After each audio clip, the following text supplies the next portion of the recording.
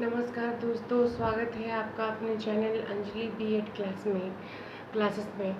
पिछले वीडियो में हमने देखा था आरपीडब्ल्यूडी एक्ट के बारे में, और आज का जो टॉपिक है वो हमारा है एनसीएफ 2005 नेशनल करिकुलम फ्रेमवर्क 2005। अगर हिंदी में कहें तो राष्ट्रीय पाठ्यचर्या रूपरेखा 2005। इस वीडियो को स्टार्ट करने से पहले अगर आप इस चैनल पर नए हैं तो इसे लाइक करें और सब्सक्राइब करें, बेल आइकन प्रेस करना ना भूलें। आइए फ्रेंड्स, तो हम देखते हैं एनसीएफ 2005। आप जानते हैं सबसे पहले कि एनसीएफ है क्या। तो एनसीएफ जो है ये एक मुख्य दस्तावेज है जो कि एक हमारा जो संविधान का एक मुख्य दस्तावेज है, जो कि प्रोफेसर यशपाल के अध्यक्षता में जो है यह दस्तावेज जो है बनी थी, प्रोफेसर यशपाल के अध्यक्षता में।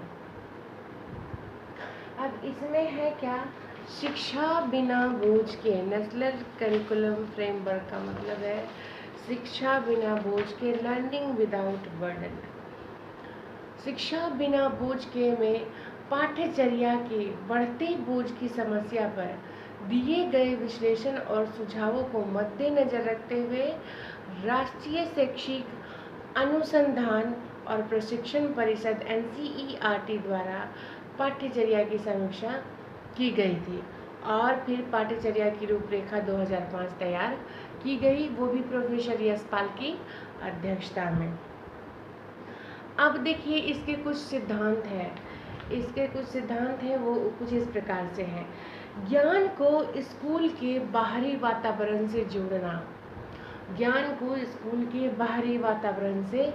जोड़ना, बच्चों का जो है इसमें सर्वांगीण विकास होना चाहिए।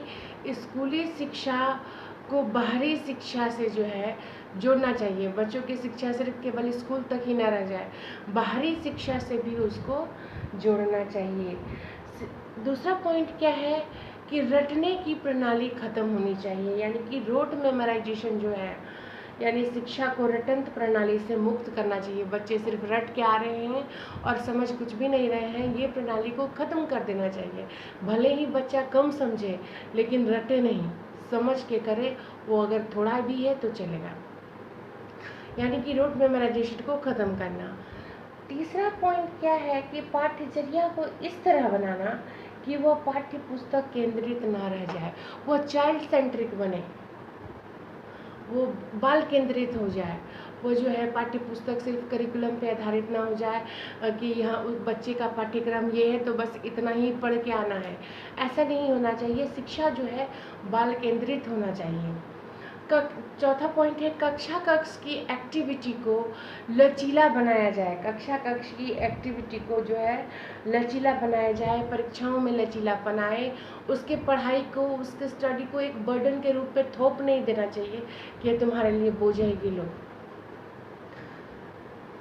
पांचवा पॉइंट क्या है, विद्यार्थियों में पढ़ने की रुचि को जगाना, बच्चे में पढ़ने की जिज्ञासा को जगाना, ये जो है इसका पांचवा पॉइंट है। छठा पॉइंट क्या है कि जो है प्रभावशाली शिक्षण व्यवस्था करना। शिक्षण व्यवस्था जो भी हो, किस तरीके से टीचर जो है पढ़ाएंगे, वो भी एकदम से प्रभावशाली होना चाहिए। फिर क्या है कि अध्यापकों में आत्मविश्वास का विकास होना। अध्यापक, अब शिक्षक जो है उनमें भी आत्मविश्वास होना चाहिए, उसका विकास होना चाहिए। बच्चों को सिखाने से पहले उनमें खुद में आत्मविश्वास होना चाहिए, उनका विकास हो। बच्चों को, नेक्स्ट पॉइंट है बच्चों को परीक्षाओं के डर से मुक्त कर देना। बच्चे जो है परीक्षाओं से डर रहे हो हैं कि परीक्षा आ रही है, मैं क्या करूं, ऐसा नहीं। बच्चे को ऐसा समझाइए कि उसके जो है परीक्षा का डर उसके अंदर से जो ख़त्म हो जाए। बच्चों को अपनी अंदर की क्रिएटिविटी, सृजनात्मकता जो है उसको पहचानने में जो है उसकी मदद करें। ये NCF हमारा कहता है। अगला पॉइंट है अभिभावकों की आकांक्षाओं की पूर्ति।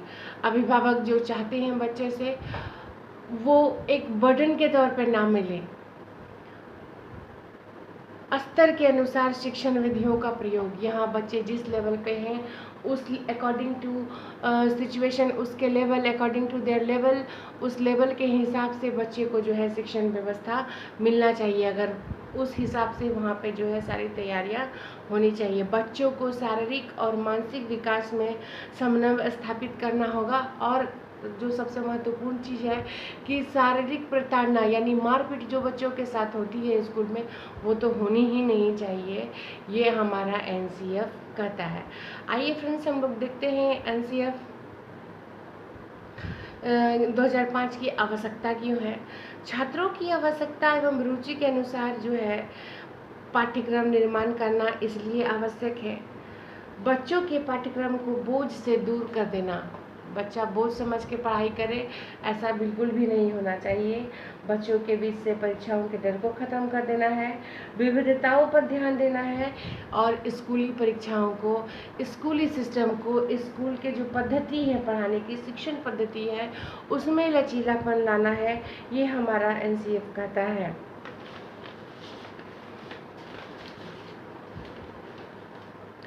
अब देखिए, ये तो थे हमारे कुछ मुख्य पॉइंट्स जो एनसीएफ तय करता है कि बच्चों के लिए ये चीज़ होना चाहिए।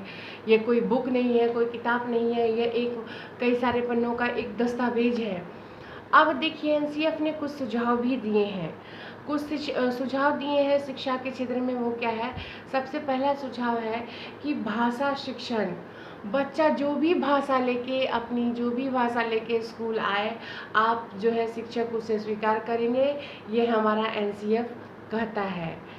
दूसरा क्या है सुझाव कि गणित का डर, बच्चों में गणित विषय का डर बहुत होता है, तो गणित को डरावना विषय ना बना करके आनंददायक विषय बनाना चाहिए, ताकि बच्चे जो है उसे एंजॉय करके सीखें।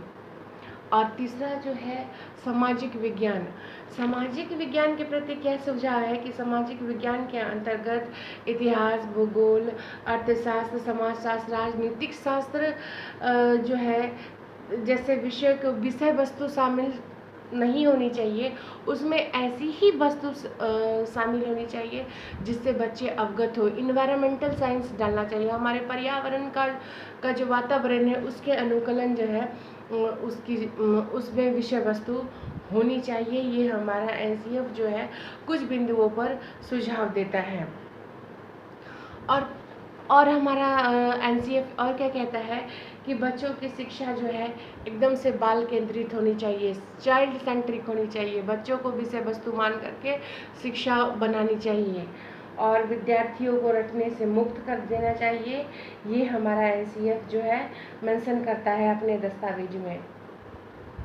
एनसीएफ 2005 का निर्माण एनसीईआरटी ने किया था और एनसीएफ 2005 के अनुसार भाषा बच्चे की मातृभाषा में होगी।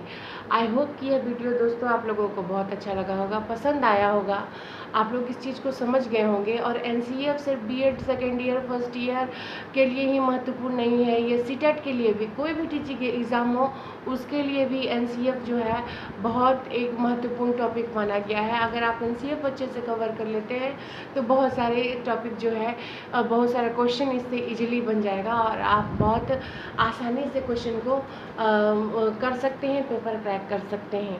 तो फ्रेंड्स, आई होप कि यह वीडियो आप लोगों को अच्छा लगा होगा। आशा करती हूँ कि आप ज़रूर से लाइक और सब्सक्राइब करेंगे। मिलती हूँ नेक्स्ट वीडियो में, तब तक के लिए बाय बाय।